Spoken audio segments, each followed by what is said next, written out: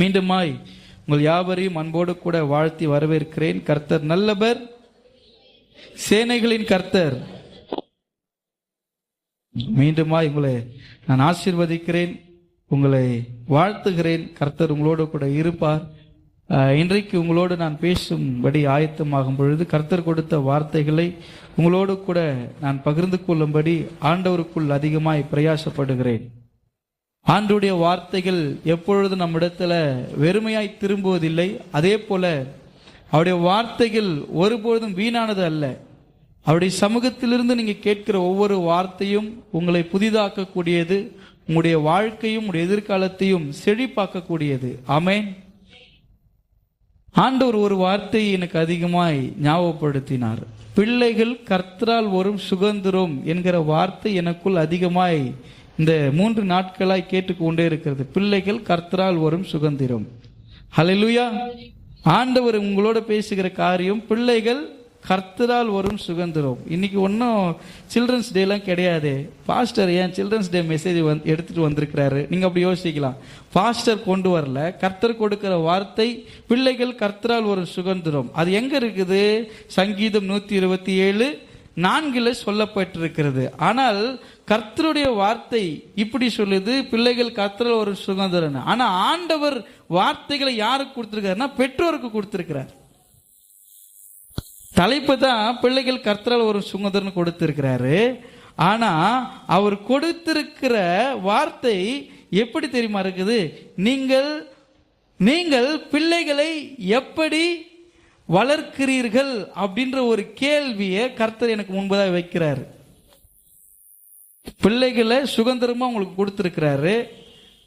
அவர் கேட்கிறார், நீங்க பிள்ளைங்களை எப்படி வளர்க்குறீங்க, சுதந்திரங்களை எப்படி வச்சிட்டு இருக்கிறீங்க அப்படின்றது ரொம்ப முக்கியம். அதை தான் கர்த்தர் இன்றைக்கு உங்களோடு பேச போகிறார்.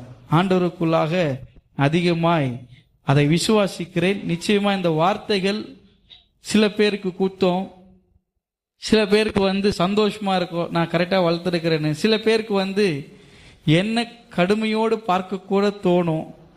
அதுக்கு நான் ஒன்றும் பண்ண முடியாது. ஏன்னா இந்த இடத்திலிருந்து கர்த்தர் பேச சொல்லுகிறதை அவருடைய வேலைக்காரனாய் பேச வேண்டியது என்னுடைய கடமை.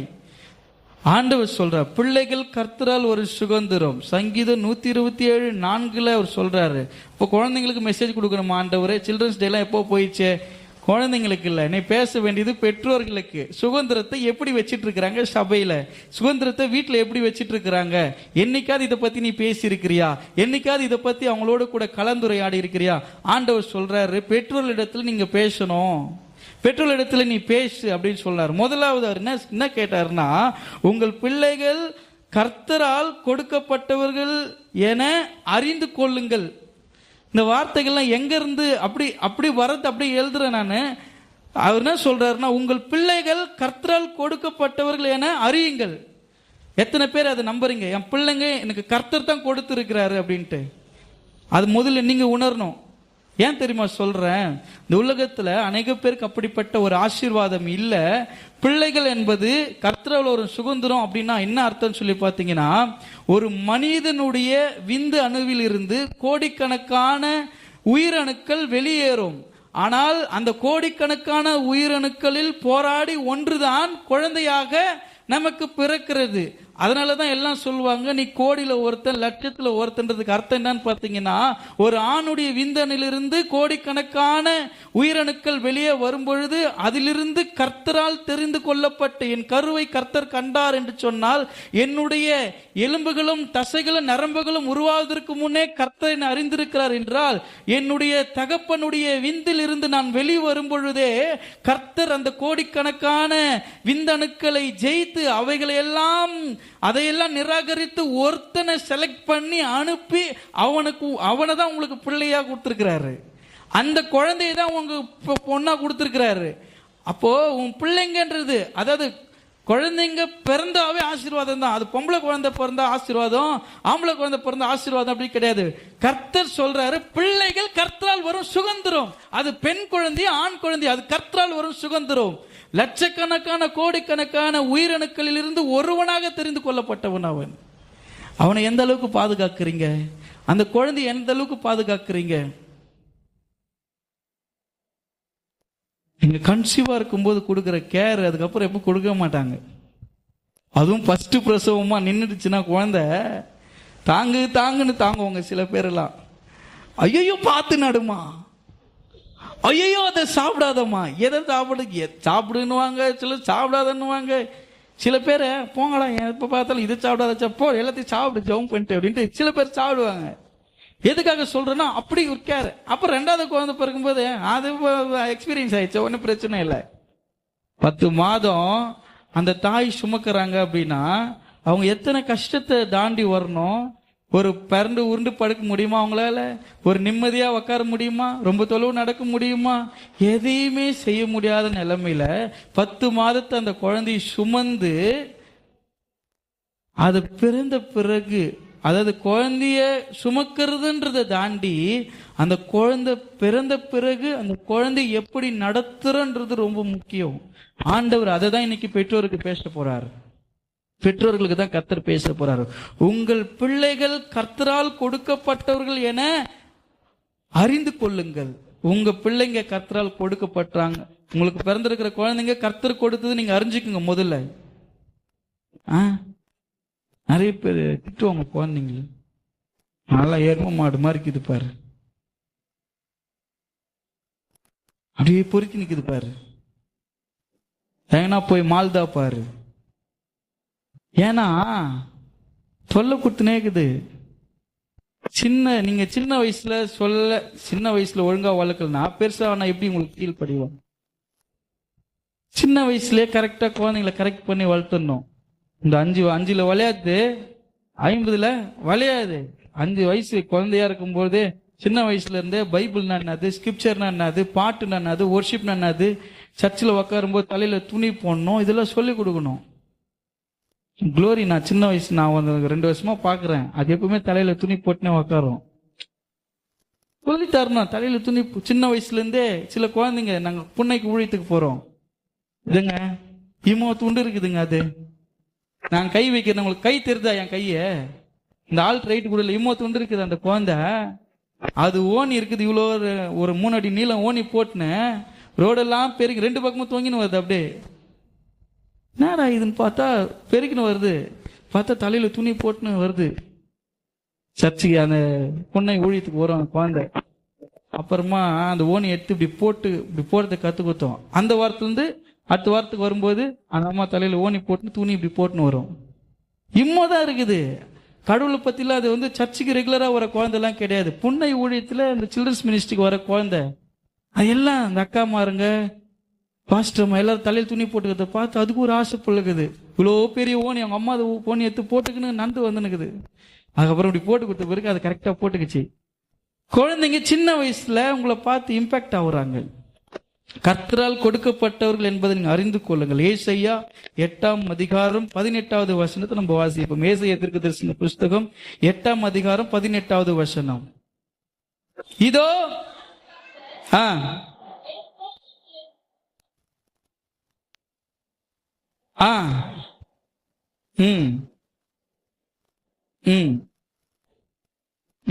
கர்த்தர் எங்களுக்கு கொடுக்கப்பட்ட பிள்ளைகள் அடையாளங்களாகவும் அற்புதங்களாகவும் நிற்கும்படி அவங்க கடவுளால் கொடுக்கப்பட்டவர்கள் என்பதை அறிந்து கொண்டார்கள். பெற்றோர்கள் என்பவர்கள் பிள்ளைகளை கர்த்தர் எனக்கு கொடுத்திருக்கிற ஒரு மிகப்பெரிய சுதந்திரம் அப்படின்றத முதல்ல இது கர்த்தர் தான் எனக்கு கொடுத்திருக்கிறார் நீங்க முதல்ல அறிந்து கொள்ளணும். 2 சவரன் நகையை எடுத்து அனாமட்டா நீங்க சோபா மேல போட்டு போவீங்களா? பாருங்க, ஒரு பெரிய பேக், அந்த பேக்குள்ள ஒரு சின்ன பொட்டி, அந்த பொட்டிக்குள்ள ஒரு அந்த நெக்லஸ் வச்சுட்டு அது எங்க பீரோக்குள்ள ஒரு சின்ன அறையில எத்தனை சொல்லட்டுமா, வீட்டுக்கு ஒரு பூட்டு, அதோட பீரோக்கு ஒரு பூட்டு, அதை ஓபன் பண்ணும். பீரோக்குள்ள ஒரு லாக்கருக்குள்ள அது என்ன இருக்குது, நகை இருக்குது. நகை டைரக்டா இல்ல, அதுக்கு ஒரு பை இருக்குது, அந்த பைக்குள்ள ஒரு பாக்ஸ் இருக்குது, அந்த பாக்ஸுக்குள்ள தானே இருக்குது 2 சவரத்துக்கு. இது எத்தனை சவரம் தெரியுமா? சின்ன வயசுல தான் என் சவரம். அதுக்கப்புறம் போடா பொறுக்கிய, எங்க போச்சு சவரம் எல்லாம்? அந்த குழந்தைங்களை சின்ன வயசுல சவரம் பெருசானா கூட சவர மாதிரியே வளர்த்துனா அது சவரமா தான் இருக்கும். என் வயிறான சின்ன வயசுல என் முத்து என் செல்லம் சின்ன வயசுல சொல்றீங்களே, பெருசானா ஏன் அவன் மாறுறான் அப்படின்னா, கடவுளால் அவன் கொடுக்கப்பட்டவன், கடவுளால் கொடுக்கப்பட்டவள் என்பதை நீ அறிந்து கொள்ளாமல் நீ வளர்க்கிற வளர்ப்பு சரியில்லாம பிள்ளை சரியில்லைன்னு சொல்லக்கூடாது. பேரண்ட்ஸ் பையன் சரியில்லையா, பொண்ணு சரியில்லை, பொண்ணு சரியாம இல்ல, அப்பா அம்மா சரியில்லை. அப்பா அம்மா சரியா இருந்தா புள்ள சரியா இருக்கும். ஆமாவா இல்லையா? as is the father so is the son. அப்பனை போலதான் பிள்ளை இருக்கும், அம்மாவை போலதான் பொண்ணு இருக்கும். ஆமாவா இல்லையா? என் பிள்ளையை நான் ஒழுங்கா வளர்க்கணும் அப்படின்னா கர்த்தரால் எனக்கு பிள்ளை கொடுக்கப்பட்டு நான் அறிந்து கொள்ளணும். இது கர்த்தர் கொடுத்த பொக்கிஷம். 2 சவரத்தை நீ போட்டு 4 பேக் 5 பேக் பண்ணி பீரோவுள்ள பத்திரமா வைக்க தெரியுது, பல சவரம் செய்யுது. இந்த குழந்தை இது எவ்வளவு பெரிய பாக்கியம், எவ்வளவு பெரிய ஆசீர்வாதம். இந்த ஆசீர்வாதத்தை நீங்க சரியா வளர்த்தீங்கன்னா, சரியா பயன்படுத்தினீங்கன்னா அது நல்ல வேலைக்கு போவோம், நல்லா சம்பாதிக்கும், நல்ல திருமணமாகும், உங்களை கனப்படுத்தும். வயது முதிர்ந்தாலும் நீ எப்படி அவனை குழந்தையில பத்திரமா பார்த்துக்கணும் அது மாதிரி பாதுகாத்து கொள்ளும். நீங்க பிறந்த உடனே அதுக்கு நல்ல கேர் கொடுத்து நல்லா இது பண்ணிட்டு வளர்ற நேரத்தில் உங்களுடைய ஆக்டிவிட்டிஸ், உங்களுடைய நடைகள்லாம் சரியில்லை அப்படின்னா பிள்ளைங்க வளருது, அவங்களுக்கு அறிவு வளரும்ல. ஆள் வளரும் போது அறிவு அவனுக்கு வளருது, மெச்சூர்ட் ஆகுறான். அவன் பார்க்குறான் அம்மா என்ன பண்ணுறாங்க, அப்பா என்ன பண்ணுறாங்க, வீட்டில் என்ன நடக்குதுன்றது அவன் பார்க்குறான், சமுதாயத்தில் என்ன நடக்குதுன்னு பார்க்குறான், சபையில் என்ன நடக்குதுன்னு பார்க்குறான். சின்ன ஜோஸ் அவனுக்கு என்ன தெரியும், வீட்டில் போய் அங்கி போட்டுன்னு நிற்கிறான். அப்படி பாஸ்டர் என்ன நம்மளுக்கு பயமா இருக்குதுங்க நிற்கிறதுக்கு. குழந்தைங்களாம் நம்மளை பார்த்துட்டு அதே மாதிரி பண்ணதுங்க, சேட்டை பண்ணதுங்க. பிள்ளைந்தப்பில் ஒரு பையன் என்ன பண்ணிட்டான், அது மாதிரி தான் கழுத்தில் இந்த இது போடுவோம், கிளர்ஜி காலர் போடுவோம், போட்டுங்க வெள்ளை கலர் ஒரு கிளர்ஜி போடுவோம், துணியில் ஒரு அட்டை எடுத்து கழுத்தில் வச்சுருக்கிறான். நான் இவன் பாஸ்டர் மாதிரி வந்துக்கிறேன், நான் தான் ஜெயக்கன் ஐயா, நான் தான் பெண்ணா ஐயான்னு நிற்கிறானுங்க. பயமா இருக்குது. ஏன்னா நம்மளுடைய எல்லா நடைகளை பிள்ளைகள் பார்க்குறாங்க. சபையில் என்ன நடக்குது, பாஸ்டர் என்ன பண்றாரு, அண்ணன் என்ன பண்றாரு, அக்கா என்ன பண்றாங்க, அம்மா என்ன பண்றாங்க. குழந்தைங்க வளர வளர அவங்க மெச்சூர்ட் ஆகுறாங்க, அவங்களுக்கு அறிவு வளருது. அவங்க மற்றவங்க என்ன செய்யறாங்கன்றத பார்த்து தான் அது வளர்றாங்க குழந்தை. ஆமாவா இல்லையா? ஸ்கூல்ல எல்லாரும் எல்லாம் எப்படி பழகுறாங்க, என்ன பண்றாங்கன்றது பார்த்து பிள்ளைங்க வளர்றாங்க. அப்போ பிள்ளைகள் கர்த்தரால் எனக்கு கொடுக்கப்பட்டிருக்கிறார் என்பதை நீங்கள் அறிந்து கொள்ள வேண்டும். அதுதான் கர்த்தர் முதலாவது உங்களோட பேசுகிற காரியம். எத்தனை பேர் கர்த்தர் எனக்கு கொடுத்திருக்கிற பிள்ளைகளை நான் அறிந்திருக்கிறேன் என்று சொல்றீங்க? அல்லேலூயா. அவர் தான் எனக்கு கொடுத்திருக்கிறாரு, நான் அதற்குள்ளாக அறிந்திருக்கிறேன். ஆதியாகமம் 48:9 சொல்லப்பட்டிருக்கிறது, ஆதியாகமம் 33:5 சொல்லப்பட்டிருக்கிறது, பிள்ளைகள் கர்த்தரால் கொடுக்கப்பட்டுள்ளதை அறிந்து கொள்ளுங்கள் என்கிற அந்த முன்னோர்கள் எல்லாம் பிள்ளைகள் கர்த்தரால் கொடுக்கப்பட்டது என்பதை அறிந்து கொண்டார்கள். இன்றைக்கு சபைக்குள்ளாய் அமர்ந்து கொண்டிருக்கிற நீங்களும் இந்த பிள்ளைகள் கர்த்தரால் எனக்கு கொடுக்கப்பட்டிருக்கிறார்கள் என்பதை அறிந்து கொள்ளுங்கள். இரண்டாவது காரியம் கர்த்தர் உங்களோட பேசுகிறது, அவர்களை குறித்து கர்த்தரிடத்தில் கேட்டு விசாரியுங்கள். என் பிள்ளைக்கு நான் என்ன பண்ணன்றத பிள்ளைகிட்ட கேட்டால் அது 1008 சொல்லும், அது மைண்ட்ல நிறைய இருக்கும். உன் பிள்ளைக்கு என்ன தேவைன்றது ஒருவேளை உனக்கு தெரியாம இருக்கலாம்ல, கடவுளுக்கு தெரியல. பிள்ளைக்கு என்ன தேவைன்றது கேட்டு விசாரிக்கணும். வேதாகமத்தில் நம்ம 1ஆம் வேத பாடமா வாசிச்சோம், நியாயாதிபதிகள்ல மனோவா குடும்பத்தார் இருக்கிறாங்க. அவங்க கர்த்தரோடு கூட சம்பந்தப்பட்ட நல்ல குடும்பம். மனோவாவும் ஒரு மனைவியும் கர்த்தரோடு கூட இணைந்திருந்தாங்க, ஆண்டவருக்கு ஊழியம் செஞ்சாங்க. ஆண்டவர் அவர்களுக்கு ஒரு கர்ப்பத்தின் கனி கொடுத்து ஆசீர்வதித்தாரு. அப்போ ஆண்டவரிடத்தில் அவங்க கேட்கிறாங்க, ஆண்டவரே எனக்கு கொடுத்திருக்கிற பிள்ளைய நான் என்ன எப்படி வளர்க்கணும், எனக்கு கொடுத்திருக்கிற பிள்ளைய நான் எப்படி வளர்க்கணும்ன்றத கர்த்தரிடத்துல கேட்டு பெற்றுக்கொண்டாங்க.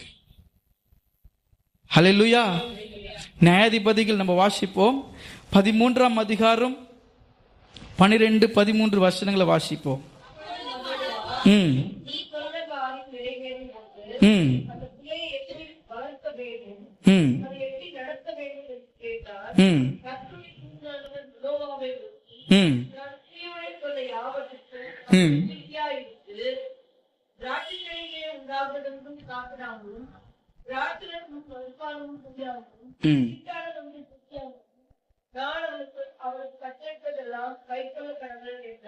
பாருங்க, இன்னும் அழகா ஆண்டவர்கிட்ட கேட்கிறாரு, விசாரிக்கிறாரு. ஆண்டவரே என் பிள்ளைக்கு என்ன தேவைன்றத நான் எப்படி அவனுக்கு விசாரிச்சு பிள்ளை ஆண்டவர்கிட்ட நீங்க விசாரிக்கணும், ஆண்டவர்கிட்ட கேட்கணும். பிள்ளைகளுக்கு என்ன தேவைன்றது நீங்க என்ன பண்ணணும், ஆண்டவர்கிட்ட விசாரிச்சு பிள்ளைகளுக்கு நீங்க செய்யணும். பிள்ளைங்க கிட்ட விசாரிச்சிங்கன்னா அது நிறைய சொல்லும். எனக்கு வந்து சைக்கிள் வேணும், திடீர்னு எனக்கு ஸ்கூட்டி வேணும்னு கேட்கும், திடீர்னு எனக்கு ஃபோன் வேணும்னு கேட்கும், திடீர்னு எனக்கு பைக் வேணும்னு கேட்கும். நீங்க சின்ன வயசுல அவன் கேட்கறான், எப்பா எனக்கு ஒரு ஒரு ஒரு புல்லட் வாங்கி கொடுப்பான்னு கேட்டா சொல்லுவேன், எப்பா நீ பெருசான பிறகு வாங்கி கொடுப்பேன்பா அப்படின்னு சொல்லுவீங்களா இல்லையா? உண்மையா சொல்லுங்க, பெருசான பிறகு நீங்களா வாங்கி கொடுக்குறீங்க? மாமையார் வீட்டுல இருந்து கொடுக்குறாங்க. அந்த பிள்ளைங்களுக்கும் புத்தி இல்லை, கொடுக்குறாங்க மாமியார் வீட்டுல புல்லட் கொடுக்குறாங்கன்னு போட்டு. நானா சொல்றேன், நீங்க வாங்கி கொடுத்தீங்களா புல்லட்டு? மாமியார் வீட்டுல புல்லட் கொடுப்பாங்கப்பா, சின்ன வயசுல மாமியார் வீட்டுல புல்லட் கொடுப்பாங்க, மாமியார் வீட்டுல கார் கொடுப்பாங்க. நான் வாங்கி தரேன்பா. பெருசானா அவனுக்கு அறிவு வந்துடும். அம்மா அப்பா கஷ்டத்தில் நம்ம ஏன் தொந்தரவு பண்ணோம், அவனே சம்பாதிச்சு அவனே எடுக்கிற சூழ்நிலைக்கு பிள்ளை வளர்ந்துருவான். ஏன்னா நம்ம அப்ப சொல்ல தெரியுது இல்லை அவங்களுக்கு. அதனால வந்து பிள்ளைங்களை நீங்க விசாரிச்சீங்கன்னா அது நிறைய சொல்லும். ஆனா கர்த்தரிடத்தில் விசாரித்து பிள்ளை எப்படி வளர்க்கணும்னு கத்துக்கணும். என் பிள்ளைய வளர்க்கறதுக்கு எனக்கு ஞானத்தை கொடுங்க ஆண்டவரே. யாராவது கேட்டுக்கிறீங்களா? என் பிள்ளை நீங்க ஒரு அதாவதுங்க நான் சொல்லட்டுங்களா, நான் வந்து ஒரு 80 பசங்களுக்கு டியூஷன் நடத்தினேன் ஃப்ரீயா. 80 பசங்க, ஒரே ஆள் தான் இருப்பேன், 80 பசங்களையும் கண்ட்ரோல் பண்ணும். நான் ரொம்ப நேரம் ஜெபத்தில் இருந்துட்டு தான் அந்த பிள்ளைங்க கிட்ட போவேன். ஆண்டவரே, நான் வந்து ரொம்ப தோற்றத்தில் ரொம்ப அப்படியே விகாரமான ஆள்லாம் கிடையாது. என்னை பார்த்து பயப்படுற அளவுக்குலாம் அங்கே யாருமே கிடையாது. என்னை பார்த்த உடனே எல்லாம் சிரிக்கிற அளவுக்கு தான் நான் இருக்கிறேன். அதனால வந்து நான் போயிட்டு அந்த பிள்ளைங்க கிட்ட பேசும்போது அந்த பிள்ளைங்கெல்லாம் கீழ்ப்படியணும். ஆண்டவரே, அவங்களுக்கு அப்படிப்பட்ட ஒரு சாந்தத்தை கொடுங்க. நாங்கள் போய் என் பிள்ளைங்கிட்ட பேசும்போது அவங்களாம் அமைதியாக உட்காந்து படிக்கணும். என் கூட நீங்கள் இருங்க ஆண்டவரே. நான் என்ன அந்த பிள்ளைங்களுக்கு எதை டீச் பண்ணணும், எதை நான் பேசணுன்றது எனக்கு வந்து ரொம்ப ஞானமான ஆள்லாம், நான் ரொம்ப ஞானமாலாம் எல்லாத்தையும் டீச் பண்ணுற அளவுக்கு எனக்கு ஞானம் இல்லை. ஒருவேளை அந்த பிள்ளைங்க கூட நான் நின்று அவங்களுக்கு சொல்லிக் கொடுக்கும்போது வெக்கப்பட்டு போகாதபடிக்கு எனக்கு தெரியாததை, எனக்கு படிக்க முடியாததை நீங்க தான் அந்த இடத்துல இருந்து எனக்கு சொல்லிக் கொடுக்கணும் அப்படின்னு ஆண்டவர் இடத்துல ஜெபம் பண்ணிட்டு தான் அந்த பிள்ளைங்க கிட்ட போவேன். ஒரு நாள் கூட அந்த பிள்ளைங்க அவ்வளோ வாழ்தனை பண்ணுவான், அவ்வளோ வந்து அட்டகாசம் பண்ற பிள்ளைங்க கரெக்டா, அது என்ன சார் இந்த டியூஷனுக்கு வந்தா மட்டும் இந்த பசங்க கரெக்டா இருக்கிறாங்களேன்னு. நான் ஒண்ணுமே பண்ணல. நான் வந்து பெரம்போ இல்லை எதையோ கையிலெல்லாம் கொண்டு போகவே மாட்டேன். நல்லா ஜெபம் பண்ணிட்டு, ஆண்டவர் இந்த குழந்தைங்க என் பிள்ளைங்க என்னை நம்பி கொடுத்துருக்குறீங்க, இந்த 80 பிள்ளைங்க நல்லா படிச்சு இன்னைக்கு எல்லாம் கிட்டத்தட்ட ஒரு 4 பேர் 5 பேர் காலேஜ் படிக்கிறாங்க. அந்த பிள்ளைங்க அவ்வளோ பெருசாகிட்டாங்க, எல்லாம் காலேஜ் படிச்சுட்டு இருக்கிறாங்க. இப்போ நம்மளுக்கு அவங்கள பார்த்தா பெரியவங்க மாதிரி தெரியுறாங்க. எதுக்காக சொல்றேன்னா, நான் வந்து டியூஷனுக்கு வர குழந்தைங்க கிட்ட போய் நான் நின்று பேசும்போது கூட இப்படி கேட்குறேன், ஆண்டவரே அந்த பிள்ளைங்க கிட்ட நான் விசாரிச்சு உம்மிடத்திலிருந்து விசாரிச்சு பெற்றுக்கொண்டது அந்த பிள்ளைகளுக்கு நான் போய் சொல்லணும். அந்த பிள்ளைகள் என்ன பார்க்க கூடாது, என்னை பார்த்தா அவங்களுக்கு சிரிப்பு வரும், என்னை பார்த்தா அவங்களுக்கு சந்தோஷமா இருப்பாங்க, என்னை பார்த்தா வந்து அவங்க நான் வந்து அமைதியா இருங்கன்னு கத்திட்டு இருக்கணும், கொம்பு எடுத்து தட்டிட்டு இருக்கணும், அவனை அடிக்கணும் இவனை அடிக்கணும். ஊரா மட்டும் பிள்ளைங்க போய் நான் எதுக்கு ஆண்டவரை அடிச்சுக்கிட்டு, அதனால வந்து நான் அவங்க பார்த்தா சொல்றதுக்கு கீழ்ப்படியணும். என் கண் அசைவ கூட அந்த பிள்ளைங்க நல்லா அறிஞ்சிருந்தாங்க. அண்ணன் வந்து கோவமா ஐயானே கூட மாட்டாங்க. அவன் ஒரு முறை சொன்னேன், தம்பி நான் இந்த ட்ரெஸ் போடும்போது மட்டும் என்ன பண்ணுங்க, என்ன ஐயான்னு கூப்பிடுங்க, மீதி நேரத்தில் அண்ணன் கூப்பிடுங்கன்னு சொன்னேன். அப்போ ஏன்னா திடீர்னு பாஸ்ட்டுங்க என்ன வருவாங்க இல்லைங்களா, அவங்களெல்லாம் கூட அண்ணன் எல்லாரையும் அண்ணன் கூப்பிட்டாங்க. அதனால நான் என்ன சொன்னேன், எப்பா எல்லாரையும் போய் அண்ணன்லாம் கூப்பிடக்கூடாது, இந்த மாதிரி ட்ரெஸ் போடும்போது ஐயான்னு கூப்பிடுங்கப்பா, மீதி நேரத்தில் அண்ணன் சொல்லுங்க, ஒன்றும் தப்பு இல்லைன்னு சொன்னேன். நான் நடந்துச்சுன்னா எங்களுக்கு வந்து ஏரியா சேர்மனா அப்போ ஜெயகன் ஐயா இருந்தார். அவர் வந்து அந்த டியூஷன் பார்க்கறதுக்கு திடீர்னு ஒரு முறை விசிட் வந்துட்டாரு. டியூஷன் நடத்துறாரு அப்படின்னு பார்க்கறதுக்கு வந்தாரு. வந்தா பிள்ளைங்கள்லாம் உட்காந்துட்டு இருந்தாங்க. அப்புறம் ஜெபம் பண்ணாரு. அவர் என்ன பண்ணாரு, முடிஞ்ச பிறகு ஒரு சர்வீஸ் மாதிரி நாங்கள் அதை வச்சோம். அவர் என்ன பண்ணாரு, அங்கி போட்டுன்னு இருந்தாரு. அங்கி போட்டுன்னு வந்தோடனே எல்லாம் ஐயா ஐயான்னு கூப்பிட்டாங்க. அங்கி கழட்டின உடனே அவர் போயிட்டு எல்லாம் அண்ணா அண்ணா அண்ணன்னு கூப்பிட்டாங்க. அவருக்கு இருக்குங்க அப்போ ஒரு 56 வயசு 57 வயசு இருக்கும். குட்டி குட்டி பசங்க எல்லாம் போயிட்டு அவர் அண்ணன் அண்ணன் கூப்பிட்டோன்னா அவருக்கு ஒரே மகிழ்ச்சி. ஐயா என்ன பண்ணாரு, என்னை கூப்பிட்டு, ஏய் நான் என்னப்பா ரொம்ப இளமையாக இருக்கிறேன். ஆமாய்யா உங்க முடியெல்லாம் கருப்பா இருக்குது, எல்லா குழந்தைங்களையும் என்ன அண்ணன் அண்ணன் கூப்பிட்டுப்பா, எனக்கு எவ்வளவு சந்தோஷமா இருக்குதுன்னாரு. ஐயா நீங்க இளமையா இருக்கிறீங்க, அதனால தான் உங்களை அண்ணன் அண்ணன் கூப்பிடுறாங்க அப்படின்ட்டு ஒரு தம்பி ஜீவா கூப்பிட்டு, டேய் ஏன்டா ஐயாவை அண்ணன் அண்ணன் கூப்பிட்டீங்க, ஐயா தானே ஐயா அண்ணா நீங்க தான் அந்த ட்ரெஸ் போடும்போது ஐயான்னு கூப்பிடுங்க, கழட்டின பிறகு அண்ணன் கூப்பிட சொன்னீங்க, ஐயா தான் ட்ரெஸ் கழட்டிட்டார்ல அதான் ஒரு அண்ணன் கூப்பிட்டோம். நல்லா பண்ணிட்டீங்களான்ட்டு சொன்னேன். எதுக்காகனா, ஒரு விஷயத்தை அந்த பிள்ளைகளுக்கு சொல்லும்போது கூட அவ்வளோ ஞானமா உங்க சொந்த பிள்ளைகளுக்கு நீங்க போதிக்கும் பொழுது கர்த்தரிடத்திலிருந்து கேட்டு நீங்க பெற்றுக்கொண்டு பிள்ளைகளுக்கு சொல்ல வேண்டியது அவசியம். அல்லேலூயா. ஆண்டவரே, எனக்கு பிள்ளைங்களாம் ரொம்ப கெட்டு போயிருக்கிறாங்க, அவங்க எப்படி வளர்றாங்க தெரியல, நான் பேசினா அவன் கேட்பான, எங்க என் பேச்சு மதிக்கவே மாட்டுது அப்படின்னா, மதிக்காத அளவுக்கு நீ நந்தனுகிற அர்த்தமே. இப்போ நான் பாஸ்ட் கிட்ட நம்ம சொல்லலாமா வானாவா? இதுங்க உண்மையில அப்படிதான் மதிக்க மாட்டேங்கிறாங்கன்னா, நீங்க முதலாவது கர்த்தரிடத்தில் கேளுங்க, ஆண்டவரே இவங்களுக்கு எது தேவைன்றத என்ன திட்டன்றது எனக்கு நீங்க சொல்லுங்கப்பா. நான் என் பிள்ளைங்க கிட்ட போகும்போது என் பிள்ளை எப்படி வளர்க்கணும்னு மனோ ஆண்டவரிடத்துல கேட்டாருங்க. நீங்க பிள்ளைகளை வளர்க்கறதுக்கான ஞானத்தை யார் இடத்துல கேட்கணும்? ஆண்டவரிடத்தை கேளுங்க. உங்க பிள்ளைங்க உங்களுக்கு கட்டுப்பட்டு இருப்பாங்க, அவங்க கர்த்தருடைய பாதத்துல ஆசீர்வாதமா வளருவாங்க. அப்படி வந்தாதான் அது கிறிஸ்துவ குடும்பமா இருக்கும், அது கிறிஸ்துவ பிள்ளையா சாட்சியா வளரும். இல்லைன்னா ரொம்ப கஷ்டம். அடுத்து மூணாவது ஒரு காரியம், பிள்ளைகளை நல்ல ஆவிக்குரிய தலைவர்களாய் வளர்க்க வேண்டும். அல்லேலூயா. பெற்றோர்கள் ஆவிக்குரிய தலைவர்களாய் இருந்து பிள்ளைகள் என்ன பண்ணணும்? நல்ல முறையில் வளர்க்கணும். நீங்க தான் ஆவிக்குரிய தலைவர்களாய் இருக்கணும். பாஸ்டர் தாண்டி, பாஸ்டர் வாரத்துக்கு ஒரு முறை பார்ப்பாங்க, இல்லை வாரத்தில் 2 முறை பார்ப்பாங்க. ஆனால் தினமும் யாரை பார்க்குறாங்க? காலையில் எழுந்தாலும் உங்கள் முகத்தில் தான் முழிப்பாங்க, நைட்டு தூங்க போகும்போது உங்கள் முகத்தில் தான் முழிக்கிறாங்க. அப்போ அப்பா அம்மா தான் ஒரு குழந்தைக்கு நல்ல ஆவிக்குரிய தலைவராக இருக்க முடியும். என் சகோதரனே சகோதரியே, நீ ஜெபிக்காம, நீ வேதத்தை வாசிக்காம பிள்ளையிடத்துல போய் ஜெபம் பண்ணு, வேதத்தை வாசி. இப்போ இருக்கிறவங்கெல்லாம் டபுள் மடங்கு. நீ பச்சியா, நீ ஜெபம் பண்ணியா, அண்ணா என்ன வந்து படின்னுங்கிற, நீ ஏன் படிக்குதில்ல, என்ன வந்து படின்னுங்கிற அப்படின்வான். நீ அமைதியாக எடுத்து பைபிள் வச்சுன்னு உக்காந்துட்டுனா அவனும் அதுவும் போய் தலைமையில துணி போட்டுன்னு பைபிள், நீங்க என்ன செய்றீங்களோ அப்படியே செய்யுங்க. எக்ஸாம்பிள் சொல்றேன் பாருங்க. ஒரு நாள் குல்லா விற்கிற ஒருத்தன் நந்து போயிட்டான். நான் பாருங்க, ரொம்ப தூக்கம் வந்துச்சுன்னு ஒரு ஆலமரத்தடியில் பச்சை தூங்கிட்டு இருக்கிறான். குல்லாலாம் வச்சுட்டு தூங்கி நின்றுக்கிறான். அங்க இருந்த குரங்குங்களாம் என்ன பண்ணிச்சான், இறங்கி மரத்துல இருந்து எல்லா குல்லாவும் எடுத்து ஒரு குரங்கு மாட்டின்னு ஒரே அமக்கலும். இவன் தூங்கி எழுந்து பார்த்தா அவன் கட்டின்னு வந்த அந்த மூட்டையில இருந்த குல்லா என்ன இல்லை, எதுவுமே இல்லை, எல்லாமே காணாம போயிடுச்சு. இவனுக்கு ஒரே கஷ்டமாயிடுச்சு. என்னடா இது, எல்லா குல்லாவுமே எங்க காணமேன்னு பார்த்தா மரத்து மேல இருக்கிற குரங்குங்கள்லாம் குல்லா போட்டு உட்காந்துக்குது. இப்ப இவன் என்ன பண்றான், கொடுங்கன்னு கேட்டு இருக்கிறான், கொடுக்கவே இல்லை அந்த குரங்குங்க. இவன் என்ன பண்ணான், இவன் கிட்ட இருந்த குல்லாவை எடுத்து கழுத்துல மாட்டிக்கினான். அதுங்க எல்லாம் அவனை பாக்குது. அந்த குல்லாவை கட்டி தூக்கி போட்டான் பாருங்க. இந்த குரங்குங்களை என்ன பண்ணிச்சான், கட்டி தூக்கி போட்டுச்சான். இதே கதை தான் அப்பா அம்மா அது பிள்ளைங்களது கூட. நீங்க என்ன பண்றீங்களோ பிள்ளைங்க அதை மாத்தி பண்ண மாட்டாங்க, அதே பண்ணுவாங்க.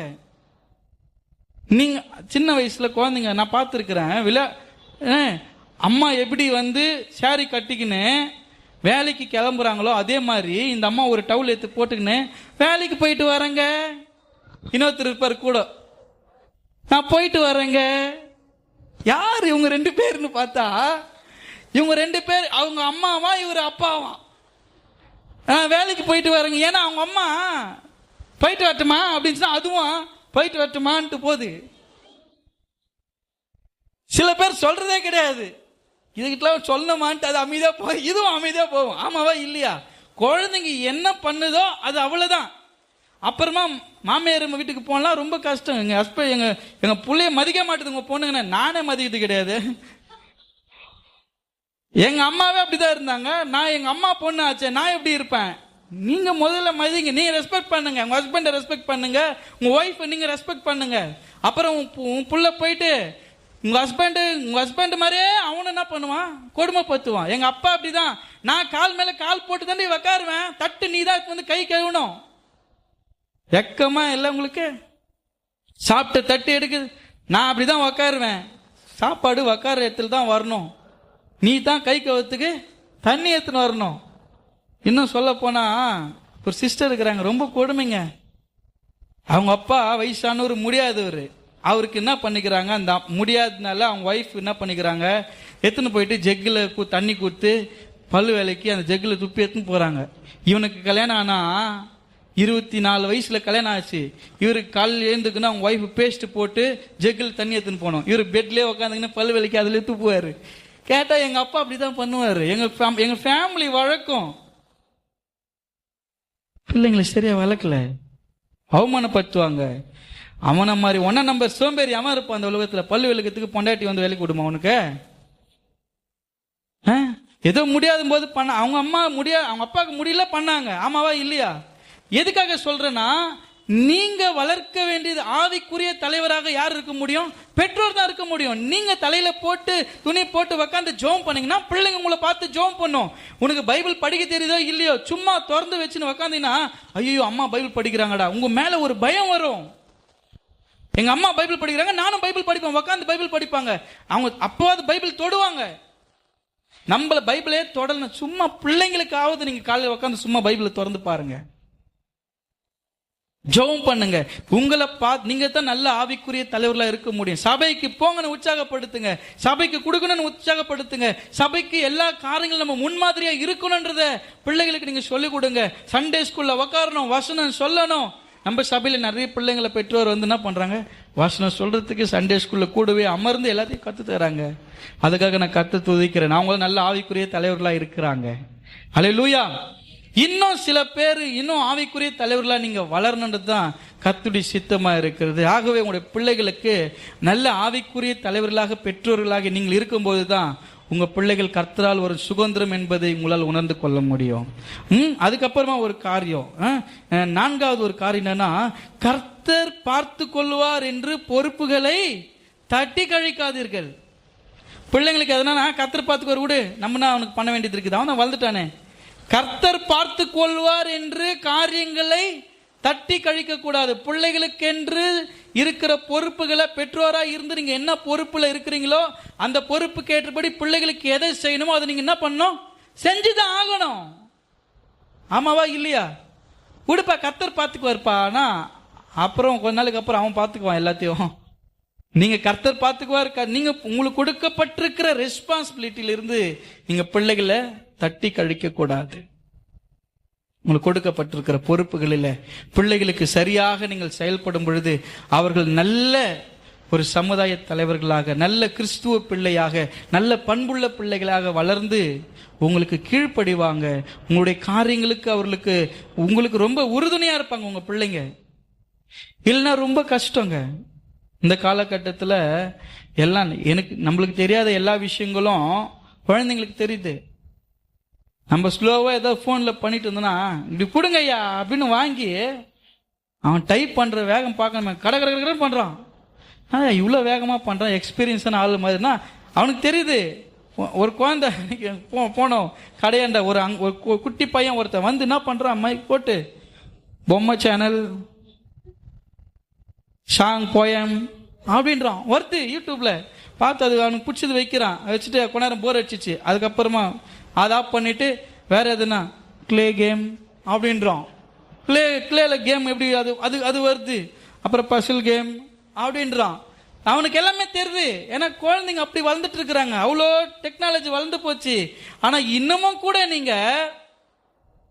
நீங்க ஆதியில கஷ்டப்பட்டீங்கன்னா சில பேர் வந்து பஞ்சப்பாட்டே பாடிட்டு இருப்பாங்க.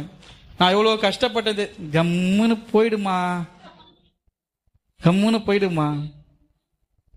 நீ உனக்கு கொலுசு எடுக்கிறது, உனக்கு கம்பல் எடுக்கிறதுக்கெல்லாம் எல்லாமே இருக்குது.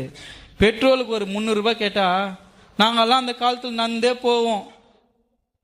இப்போ அவன் எதிர்க்காவே போய் நீ ஒரு அரை சவர நகை எடுத்துன்னு வந்துட்டு உங்கள்கிட்ட காசு இருக்குது, ஒரு 200 ரூபாய் 100 ரூபாய் பெட்ரோலுக்கு கேட்டா நாங்கெல்லாம் நந்தே போவோம்ப்பா, உனக்கு வண்டி இருக்குதுப்பா, பெட்ரோலுக்கு வேற நான் காசு கொடுக்கணுமா?